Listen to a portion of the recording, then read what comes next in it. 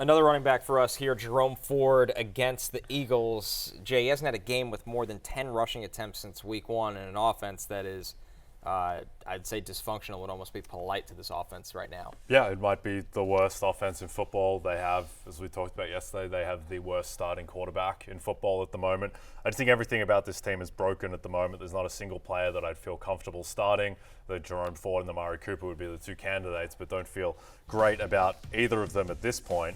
Also, like Nick Chubb is practicing, and he may not come back this week, but his practice window, or the window to get activated, shuts the following week. So he's going to be back at some point. As far as this week goes, though, just the fact that they're 9-point underdogs, the fact that he's the running back in the Deshaun Watson offense, and it's not like he's a workhorse back. Like Deonta Foreman is stealing carries as well. So pretty easy close for me on Jerome Ford. You agree, Lawrence? No, of course I agree. The carry, they divvy up the carries weird every week. Like 1 week, Deontay Foreman gets nothing. You saw in week 5, him and Jerome Ford both had 9 carries, right? But then you take that away, plus everything Jay said about the offense as a whole. You look at the Philadelphia Eagles defense, they're pretty bad on the back end right now. They're still trying to improve there, but they've only allowed 1 rushing touchdown this year to running backs. So if I know that going into my fantasy matchup, if I have a Saquon Barkley, Bijan Robinson, whoever, if I know that, it's like, okay, whatever. But then when you have a Jerome Ford and you know that same stat about the Eagles defense, it's like, nah, I don't, what are my chances? What are my chances this offense could get down the field consistently? They consistently do not do that. So I had to close as well. I got him at running back 30 this week. Running back 30 for Matthew as well. Another close. Lawrence, a guy that's been disappointing this year, Chris Olave. Why Rashid Shaheed has really been elevated in this offense that could be without Derek Carr for some time now. Olave really hasn't gotten going. Their number 1 wide receiver. Yeah, what stinks for him is that he's had 3 games this year so far with 80-plus receiving yards. He's not getting the touchdowns that Rashid Shaheed has. That's why Olave is only wide receiver 43 this season on points per game to Shaheed's wide receiver 25. But I'm going to keep this open. This week. I got Olave at wide receiver 28 because the Tampa Bay Bucks allow the 11th most fantasy points per game to receiver. If you look at what the Falcons just did to these young men, Drake London was wide receiver 2 in week 5. Darnell Mooney, wide receiver 3, and Kadarius Hodge was wide receiver 20. So the Falcons had 3 top 24 receivers versus this Bucks defense. So I would bank on, the Saints being able to have 2 viable receivers, even with the new quarterback, hoping it's Spencer Rattler. Yeah, I can't remember a worse tackling performance by a secondary than the Bucks in that Atlanta game. And the one time they did make a tackle was on Drake London at the end of the game where they shouldn't have tackled him and let the clock run out. So it's just a mess across the board. The Bucks secondary was terrible last season. It's been terrible this season with this one saving grace, Antoine Winfield, who missed last week. So, look, I think Olave, at some point you just have to defer to the talent. Do you think that if it's Spencer Rattler, is he going to be good enough to be able to service Olave and Rashid Shaheed? Yeah, I'd be hoping it's Spencer Rattler. Now, you almost wonder if a backup comes in, whether it is Jay Kane or it is Spencer Rattler, who has played a little bit more under control at the back end of his college career than his early end of his college career. But Rattler could push the ball down the field. I wonder if the backup actually leans on Olave a little bit more, who's a smooth route runner. He's polished. You want to get him involved in the game. Not saying that it's a Derek Carr problem there, but I think I would trust whichever one of them plays to get Olave enough work. Yeah, and the thing I'd root for Rattler. The thing, and me as well, the thing you like about Rattler too is, what's in his head. The things he went through in college, the way he was demoted at Oklahoma. He was one of the top 5 pick projected, right? He goes to South Carolina, turns it around. He doesn't become a Heisman Trophy winner, but he went through some adversity and still ended up getting drafted, and he may get his opportunity. So, we'll see how that goes.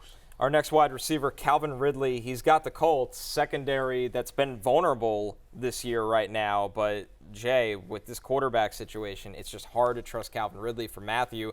He has him as wide receiver 36 and a close. They're coming off a bye, so he's well rested. But can you really start Calvin Ridley anymore? I don't think you can. He has 9 receptions on the season It's and 2 unbelievable. across the past 2 weeks. I don't really understand what has happened there. Like, in theory, Will Levis likes to throw the ball deep. Calvin Ridley gets deep, going up against the weak Colts secondary. But at the same time, when a guy's had 2 catches in 2 weeks, I don't know why he is any different than like Gabe Davis last year with the Bills, where you're basically counting on the 50-50 deep ball land. So with Ridley, it's been a bit of a mess. You can see with Matthew's rankings, he's sandwiched in between Jameson Williams and Cortland Sutton. Look, if you want to believe in Calvin Ridley and that it's going to turn around and coming off the bye, he's figured something out, and maybe when you have a receiver as talented as Ridley, who's putting up those type of numbers in back-to-back games, you think that there's something must be wrong physically. But I don't think you can have any confidence starting him with what he's produced statistically so far.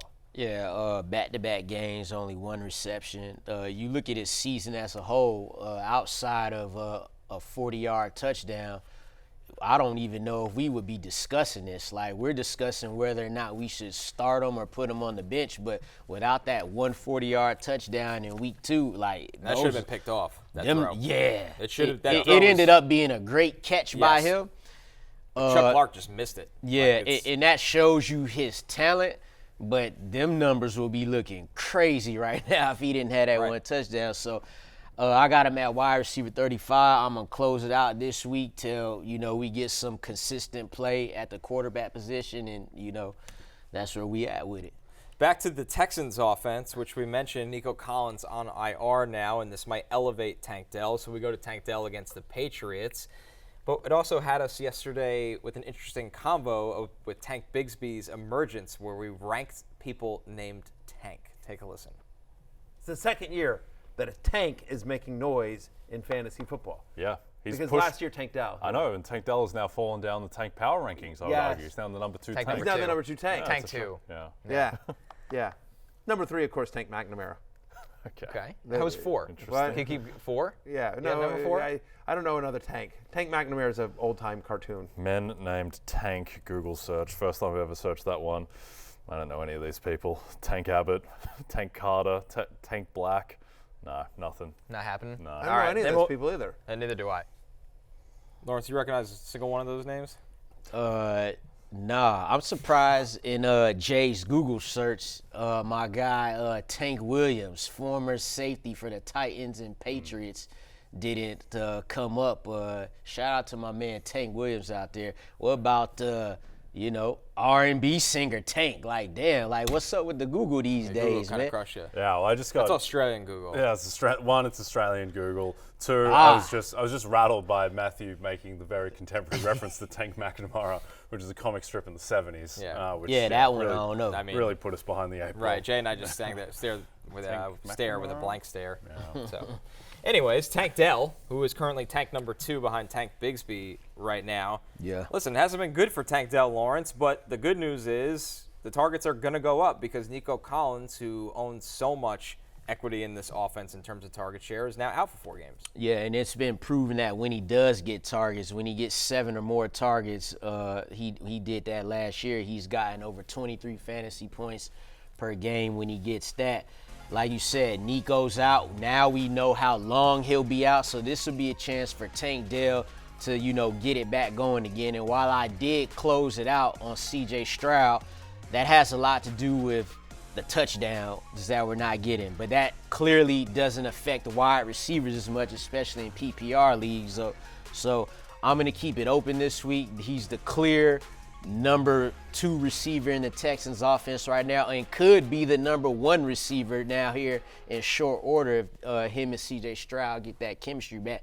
Tough defense, but he should be good to get his numbers. Yep, there were 6 games last year where Tank Dell had 7+ targets with C.J. Stroud, and he scored 23.4 points per game in those games. So, look, I don't think the talent has gone anywhere. I know he's dealt with injuries, he's dealt with a lot the past 12 months, but I think just the fact that there's a very real world where Tank Dell is the number 1 wide receiver for C.J. Stroud on the weekend if Gonzalez is going to Stephon Diggs. I think that's the key in the game, assuming, and I would call it a safe assumption, Christian Gonzalez is going to shadow Diggs, which means Tank Dell can get over the top of this defense that's without their 2 starting safeties. Yeah. How scary is Gonzalez in terms of, like, if you put, Pat Surtain as the number 1 shadow corner, like Christian Gonzalez, how much of a deterrent is he? needle? Yeah.